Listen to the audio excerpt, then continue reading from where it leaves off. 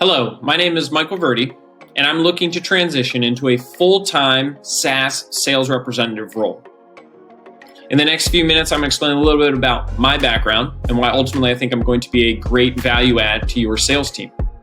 So let's get into it. Why ultimately do I want to get into sales? I mean, isn't sales a dirty word? Aren't salespeople just trying to take advantage of you?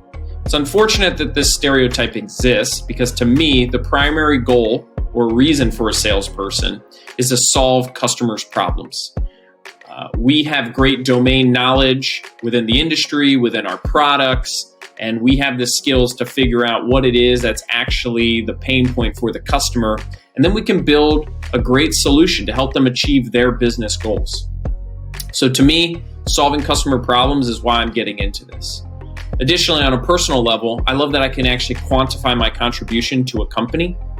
In a previous career, I used to be a software engineer, and when we would roll out a new feature, it was always hard for me to know whether that feature was actually moving the needle for the business. And then finally, when you walk on a great sales floor, I mean, you just feel the energy. I grew up playing team sports, and you get a lot of those same sensations, the camaraderie, the leaderboard, the competition, all that is something I really look forward to and gets me out of bed and excited to come into work each day.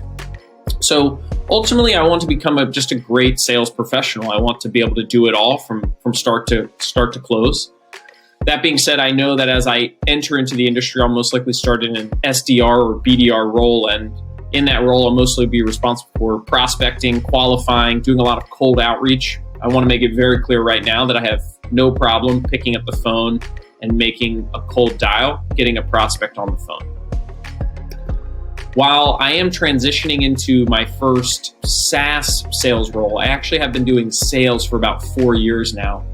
In 2015, I actually started my own CrossFit gym, and I was in charge of the sales and marketing there. So whatever the gym brought in, that was on my shoulders. So we would ultimately run campaigns on Facebook, other channels, and then we would bring them in for a 30-minute in-person consultation with the goal being to close them right then. Over that 3.5-year period or 3-year period, I built monthly recurring revenue to $30,000 before I sold it to a private investor in 2019.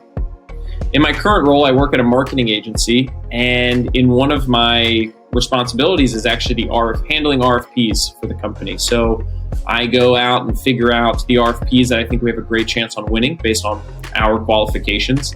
And then it's my job to ask any questions of the proposer and to build some rapport and then actually build the document, the RFP that we submit. Now, I understand there could be some tension with bringing on somebody who's never done sales in a SaaS role.